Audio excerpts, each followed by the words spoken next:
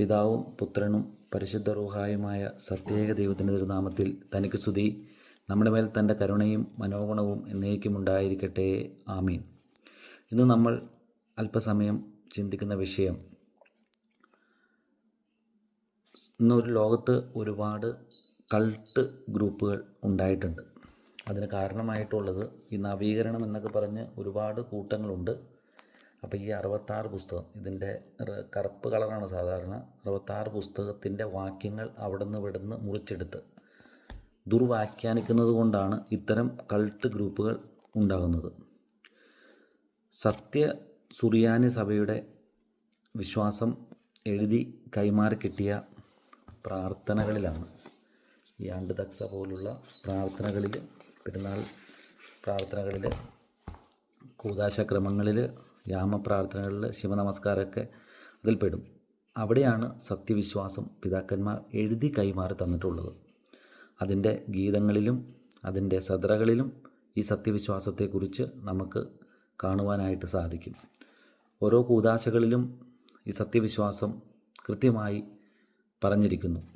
അതിൻ്റെ ഗീതങ്ങളിലെല്ലാം ഈ സത്യവിശ്വാസം നമുക്ക് കാണാനായിട്ടും സാധിക്കും. പിതാക്കന്മാർ എല്ലാം എഴുതി കൈമാറി തന്നിട്ടുണ്ട്. 3 പുതു സുന്നകദോസുകളിലൂടെ ഉറപ്പിച്ച് സഭയ്ക്ക് തന്നിട്ടുണ്ട്. സഭയുടെ വിശ്വാസം തൃത്വ വിശ്വാസമാണ്, തൃത്വ ആരാധനയാണ് സഭയിലുള്ളത്. ഇതെല്ലാം എല്ലാവർക്കും അറിയാവുന്നതാണ്.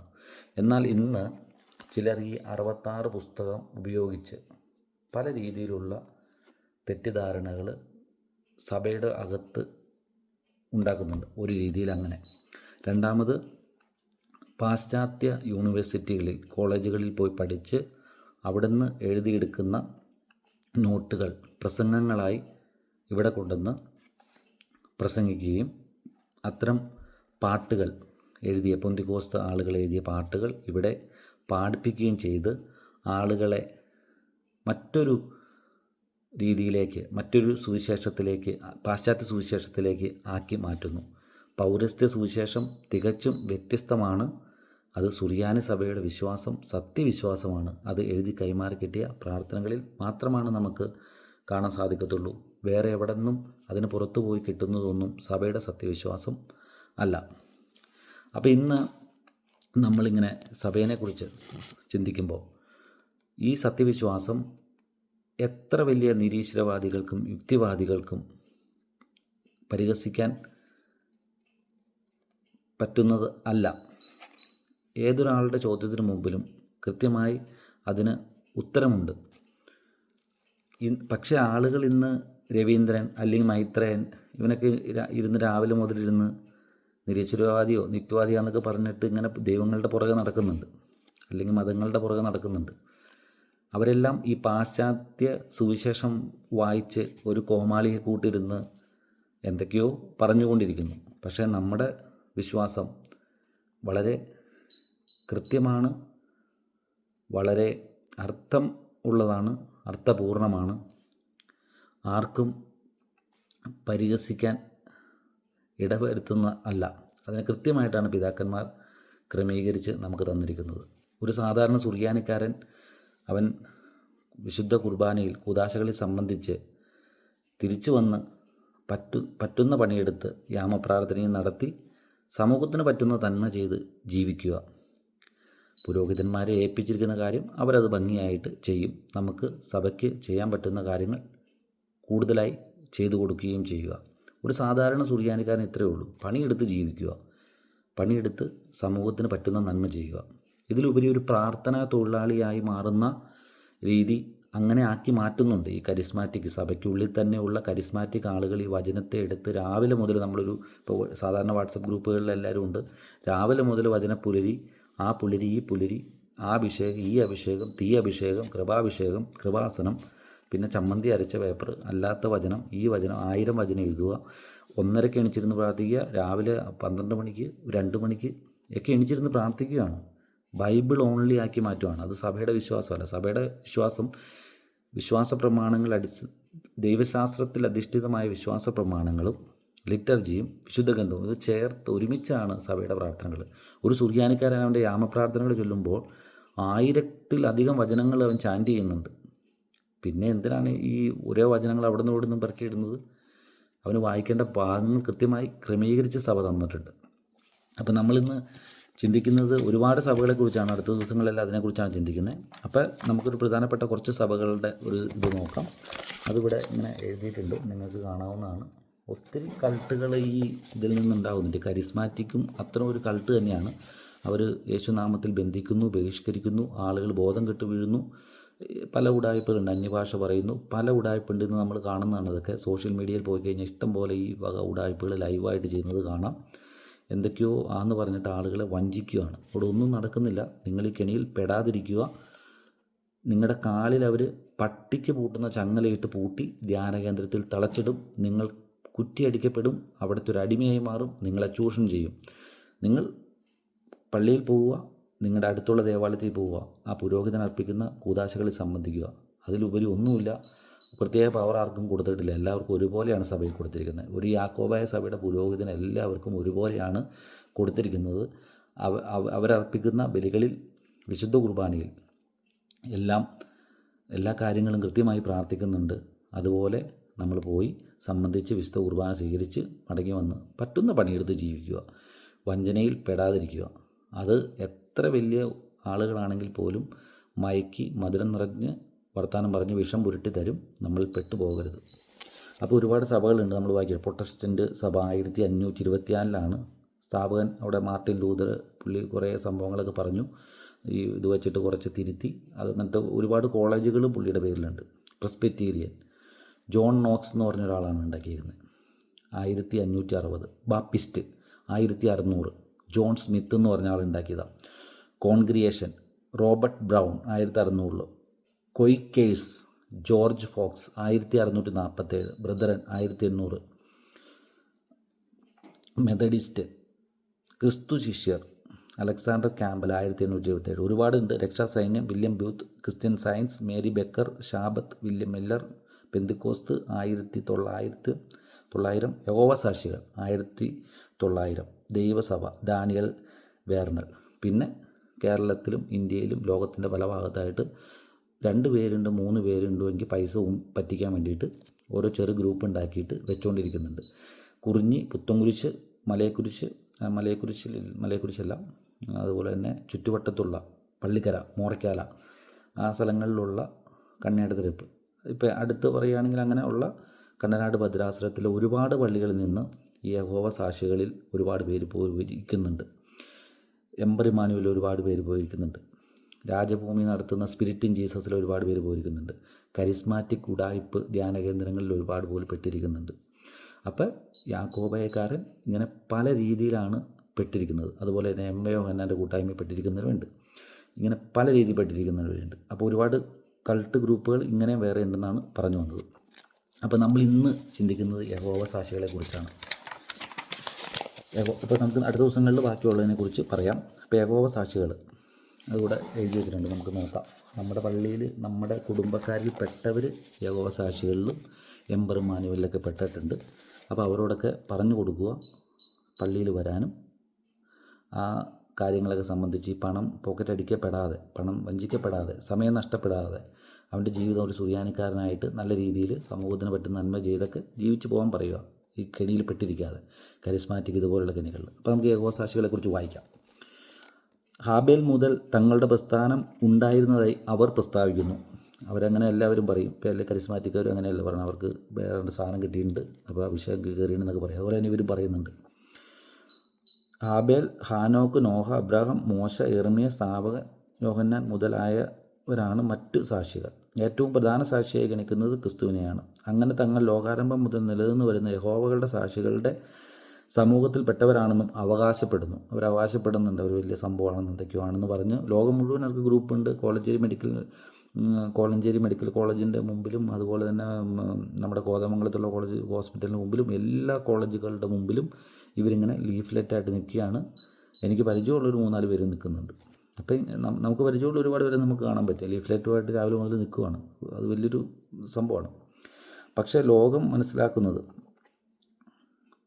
1881 പെൻസിൽവാനിയയിൽ ചാൾസ് റസൽ ഉണ്ടാക്കിയ ഒരു പ്രസ്ഥാനമായിട്ടാണ്.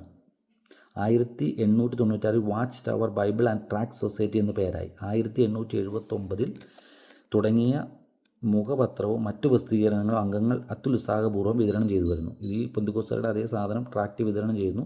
ഇതൊക്കെയാണ് പരിപാടി. ആളുകളെ വഞ്ചിക്കുന്നു. ഇപ്പോഴും വീടുകളിൽ കയറി ഇറങ്ങിക്കൊണ്ടിരിക്കുകയാണ്. നമ്മുടെ സുറിയാനിക്കാർ 2 വാക്ക് പറയുമ്പോഴേക്കും പെട്ടുപോയി. കരിസ്മാറ്റിക് ചങ്ങലയിൽ പട്ടീനെ പൂട്ടും പോലെ പൂട്ടി ഇട്ടിട്ടില്ലേ, ഇതുപോലെ യഹോവ സാക്ഷികളിലും നമ്മുടെ കുടുംബക്കാരും വീട്ടുകാരും ഇടവക്കാരും പെട്ടിരിക്കുന്നുണ്ട്. സത്യവിശ്വാസികളെ വഴിതെറ്റിക്കത്തക്ക പുസ്തകങ്ങൾ അവർ പ്രസിദ്ധീകരിക്കുന്നു. അപ്പോൾ ഇത് ഈ പെന്തക്കോസ്ത് പ്രൊട്ടസ്റ്റൻ്റുകാർ പ്രസിദ്ധീകരിക്കും പോലെ പല വലിയ ആന പോലത്തെ ബുക്കുകൾ, ലക്ഷക്കണക്കിന് രൂപയുള്ള ബുക്കുകൾ ഇവർ പ്രസിദ്ധീകരിക്കും. നല്ല വലിയ തലയുള്ള ആളുകളെ വെച്ചിട്ട് വായിച്ച് കഴിയുമ്പോഴേക്കും ഭയങ്കര സംഭവമായിരിക്കും. അവിടെ നോട്ട്, ഇവിടെ ഫുട് നോട്ടൊക്കെ ഉണ്ടെന്ന് ചില ചോദിക്കാം. ഫുട് നോട്ടൊക്കെ വെച്ചിട്ട് നല്ല അടിപൊളിയായിട്ട് സാധനം ചെയ്യും. പ്രസിദ്ധീകരിക്കുന്നു. വാച്ച് ടവർ എന്ന പേര് കാണുന്ന പുസ്തകങ്ങൾ സത്യവിശ്വാസത്തിന് അനുയോജ്യമല്ല എന്ന് എഴുതി വെച്ചേക്കാണ്. ഇവിടെ എഴുതി വെച്ചിട്ട് ക്രിസ്തു വരുമെന്നും അതിനു മുമ്പ് യഹോവയുടെ പുതിയ ലോകം ഭൂമിയിൽ സ്ഥാപിതമാകുമെന്നും അങ്ങനെയുള്ള സ്ഥിതിയാണ് ഇപ്പോഴത്തേതുമെന്നാണ് വാദം. യഹോവയുടെ രാജ്യം വരുമെന്നാണ് ഇവർ പറഞ്ഞു വച്ചേക്കുന്നത്. നമുക്ക് യഹോവയെ കുറിച്ച് കേൾക്കാട്ടോ, വായിക്കാം. നമുക്ക് സഹസ്രാബ്ദ വാഴ്ചക്കാലത്ത് പാപികൾക്കൊരു ചാൻസ് കൂടി കിട്ടുമെന്നും ഇന്നും ജീവിച്ചിരിക്കുന്ന ലക്ഷങ്ങൾ ഒരിക്കലും മരിക്കയില്ലെന്നും മറ്റുമാണ് ഉപദേശം. ഫരേദർ ഭൂമിയിലെ പുതിയ ലോകത്തിൽ ഉയർക്കുമെത്രേ.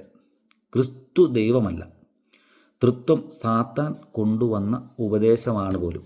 യഹോവസാക്ഷികളെയും യഹോവയെ വിളിച്ച് പ്രാർത്ഥിക്കുന്നവരുടെ ഒരു പ്രധാന സാധനമാണ് ഇത്. നിങ്ങൾ പ്രത്യേകം കാണണം. ഇത് നിങ്ങൾക്ക് വായിക്കാൻ പറ്റുന്നുണ്ടല്ലോ അല്ലേ.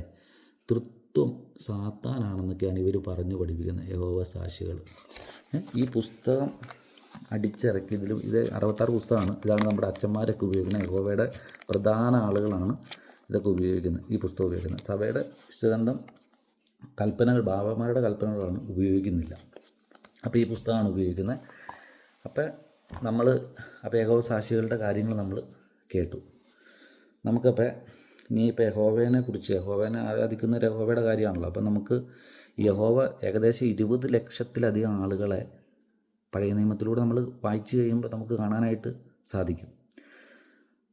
അതിൽ യോഹന്നാൻ ശ്ലീഹയുടെ പുസ്തകത്തിൽ നമ്മൾ കൃത്യമായി 1-ാം അധ്യായം 18-ാം വാക്യത്തിൽ വായിക്കുന്നുണ്ട്, ദൈവത്തെ ആരും ഒരു നാളും കണ്ടിട്ടില്ല. നിങ്ങളവിടെ പോയി വായിച്ചു നോക്കും. 1:18 യോഹന്നാൻ ശ്ലീഹയുടെ പുസ്തകം 1-ാം അധ്യായം 18-ാം വാക്യം. ദൈവത്തെ ആരും ഒരു നാളും കണ്ടിട്ടില്ല, ഏകജാതനായ പുത്രൻ തമ്പുരാനാണ് വെളിപ്പെടുത്തിയതെന്ന് കൃത്യമായിട്ട് പറഞ്ഞിട്ടുണ്ട്. അപ്പോൾ ഈ പഴയ നിയമം ഗലാത്യർ 5-ാം അധ്യായം നമ്മൾ വായിക്കുമ്പോൾ ഒരു 14 കൂട്ടം തിന്മ, അസൂയ, വിദ്വേഷം, കോപം, വഞ്ചന, ചതി, കൊലപാതകം, മദ്യപാനം, ഇങ്ങനെ ഈ സാധനങ്ങൾ ഓരോന്ന് എണ്ണി പറയുകയാണെങ്കിൽ നമ്മൾ ഈ യഹോവനെ എടുത്ത് പഴയ നിയമത്തിലൂടെ പോകുമ്പോൾ ഇതെല്ലാം കാണാൻ പറ്റും. ആളുകളെ കൊന്നു തള്ളുക, യഹോവ ബാധിച്ച് മരിക്കുക, മദ്യസേവ സംഖ്യാപുസ്തകത്തിൽ നമ്മൾ അടിച്ച് ഫിറ്റായിട്ട് കിടക്കുന്ന 28-ാം അധ്യായത്തിൽ കാണുന്നുണ്ട്. കാൽഹീൻ മദ്യം യഹോവയുടെ മന്ദിരത്തിൽ ഒഴിക്കുക. നിങ്ങളവിടെ പോയി വായിച്ചു നോക്കി, 28-ാം അധ്യായത്തിൽ വായിച്ചാൽ മതി. അല്ലെങ്കിൽ 1 ദിനവൃത്താന്തം 14 അധ്യായത്തിലാണെന്ന് എനിക്ക് തോന്നുന്നു. അവിടെ പെരുന്നാളുകളുടെ സമയത്ത് വീഞ്ഞാന്ന് ചിലർ പറയുന്നുണ്ട്. വീഞ്ഞും മദ്യവും എന്ന് അവിടെ എഴുതി വെച്ചിട്ടുണ്ട്. അടിച്ച് ആഘോഷിക്കാനാണ് പറയുന്നത്. അപ്പം മദ്യസേവ ഇത്തരത്തിലുള്ള കാര്യമാണ്. പക്ഷേ ഗലാത്യർ പറയുന്നുണ്ട് മദ്യപാനം തെറ്റാണ്, മദ്യപാനി ദൈവരാജ്യം അവകാശമാക്കുകയില്ല. മോറാനേശുമിശിഹ നമ്മളെ പഠിപ്പിച്ചത് ശത്രുക്കളെ സ്നേഹിക്കാനാണ്. ഇങ്ങോട്ട് വിരോധമുള്ളതിനോട് പോലും പോയി രമ്യതപ്പെടാനാണ് മോറാനേശുമിശിഹ പഠിപ്പിച്ചത്. പരസ്പരം സ്നേഹിക്കാനാണ്. ദൈവം സ്നേഹം തന്നെയെന്നാണ് നമ്മൾ കണ്ടിട്ടുള്ളത്. അതുപോലെ നമ്മൾ സദറകൾ വായിക്കുമ്പോൾ കൃത്യമായിട്ട് മനസ്സിലാക്കാനായിട്ട് സാധിക്കും. അദൃശ്യനായ ദൈവത്തിൻ്റെ ദൈവത്തിന് ആരും പേരൊന്നും ഇട്ടിട്ടില്ല. അത് നമുക്കവിടെ വായിക്കാം. അപ്പോൾ അതിനു മുമ്പ് നമുക്ക് ബൈബിളിൽ ഈ യഹോവയുടെ കാര്യങ്ങൾ നമുക്കൊന്ന് ജസ്റ്റ് കുറച്ച് കേൾക്കാം. വിവാഹരാത്രിയിൽ കന്യകമാരല്ലാത്ത സ്ത്രീകളെ കൊല്ലുക. ശ്രദ്ധിച്ച് വായിച്ചോളോട്ട് നിങ്ങൾ വായിക്കുമ്പോൾ. ഞാൻ ഒരു വാക്യം മാത്രമേ വായിക്കുന്നുള്ളൂ. ആവർത്തനം 22-ാം അധ്യായം 20-21 വാക്യങ്ങൾ വായിച്ചാൽ മതി. അവിശ്വാസികളെ കൊല്ലുക. 2 ദിനവൃത്താന്തം 15-ാം അധ്യായം 12-13 വാക്യങ്ങൾ വായിച്ചാൽ മതി. ഒരാൾ മറ്റൊരു ദൈവത്തെ ആരാധിക്കുന്നവരെ മുഴുവൻ പട്ടണത്തെയും കൊല്ലുക. ആവർത്തനം 13 അധ്യായത്തിൽ 13 മുതലുള്ള വാക്യങ്ങളുണ്ട്. പിന്നെ യഹോവയിൽ നിന്ന് ദുരാത്മാവ് വരുന്നത് 1 ശമൂവേൽ 14-ാം അധ്യായം 14-ാം വാക്യം എടുത്ത് വായിച്ചാൽ യഹോവയിൽ നിന്ന് പുറപ്പെട്ട ഒരു ദുരാത്മാവിനെ നമുക്കവിടെ കാണാനായിട്ട് സാധിക്കും. പുറപ്പാടിൽ 4-ാം അധ്യായത്തിൽ നമ്മുടെ അഗ്രചർമ്മം കണ്ടിച്ചിരുന്ന രക്തമണവാളൻ കണ്ടിച്ചിടാനും അതുപോലെ തന്നെ കടിഞ്ഞൂളുകളെ ബലി അർപ്പിക്കുന്നൊരു കാര്യവും നമുക്കവിടെ വായിക്കാനായിട്ട് സാധിക്കും. അപ്പോൾ ഇത്തരത്തിലുള്ള ഒരു ക്രൂരമായ കാര്യങ്ങളാണ് കാണിക്കുന്നത്. നമ്മൾ മന്ത്രവാദികളെ കൊല്ലാനായിട്ട് പുറപ്പാട് 22:17 പറഞ്ഞിട്ടുണ്ട്. അവിശ്വാസികളും അതുപോലുള്ളവരെ അവർ മരിക്കണം, അങ്ങനെയുള്ളവർ മരിക്കണം. പാപികളുടെ പുത്രന്മാരെ കൊല്ലുക, യെശയ്യാവ് 14:21. പുരുഷന്മാരെയും സ്ത്രീകളെയും കുട്ടികളെയും കൊല്ലുക, എസെക്കിയേൽ 9:5-7. വൃദ്ധരെയും യുവതികളെയും കൊല്ലുക, യിരെമ്യാവ് 51:20-26. ബാബിലോണിനെ മുഴുവൻ കൊല്ലുക, ഏകദേശം 20 ലക്ഷത്തിലധികം ആളുകളെ കൊന്നിട്ടുണ്ട്. അപ്പം അവൻ ഈ തിന്മ, വഞ്ചന, ഇങ്ങനെയുള്ള കാര്യങ്ങളെല്ലാം നമ്മൾ വായിക്കുമ്പോൾ അത് കാണാനായിട്ട് അവിടെ കാണിക്കുക. അപ്പം നമ്മൾ വിശ്വാസ പ്രമാണത്തിൽ എങ്ങനെയാണ് വായിക്കുന്നത്? സർവത്തെയും സൃഷ്ടിച്ച ദൈവത്തെക്കുറിച്ചാണ് സഭ അതിനെ മനസ്സിലാക്കുന്നത്. സർവത്തെയും സൃഷ്ടിച്ചാണ്, സത്യദൈവത്തിനുള്ള സത്യദൈവമാണ്, പ്രകാശത്തിൽ നിന്നുള്ള പ്രകാശമാണ്. അതാണ് ത്രിയേക ദൈവത്തെക്കുറിച്ച് നമ്മൾ വിശ്വാസ പ്രമാണത്തിൽ മനസ്സിലാക്കുന്നത്. നമ്മുടെ പെന്തിക്കോസ്ത് ശുശ്രൂഷയുടെയും ധനഹായുടെ ശുശ്രൂഷയുടെയും പോയി കഴിഞ്ഞ് കഴിഞ്ഞാൽ, നമ്മുടെ പ്രാർത്ഥനകളിലൂടെ പോയി കഴിഞ്ഞാൽ നമ്മൾ തൃത്വസ്തുതികളും ത്രിയേക ദൈവത്തെക്കുറിച്ച് നമുക്ക് മനസ്സിലാക്കാനായിട്ട് സാധിക്കും. ഇത് നമ്മുടെ ആണ്ട് തക്സയിൽ ഇവിടെ എഴുതിയിട്ടുണ്ട്. പെന്തിക്കോസ്ത് ശുശ്രൂഷയുടെ 321 തൊട്ട് വായിച്ചു കഴിഞ്ഞാൽ, സകല മാനുഷിക ചലനങ്ങൾക്കും വിചാരങ്ങൾക്കും ബോധങ്ങൾക്കും മറിഞ്ഞ് അധീനനായി സ്ഥിതി ചെയ്യുന്ന അദർശനായ കർത്താവിന് സ്തുതി. അവൻ സ്വയംഭൂവും സ്വയം അറിയുന്നവനും സ്വയം പര്യാപ്തനുമാകുന്നു.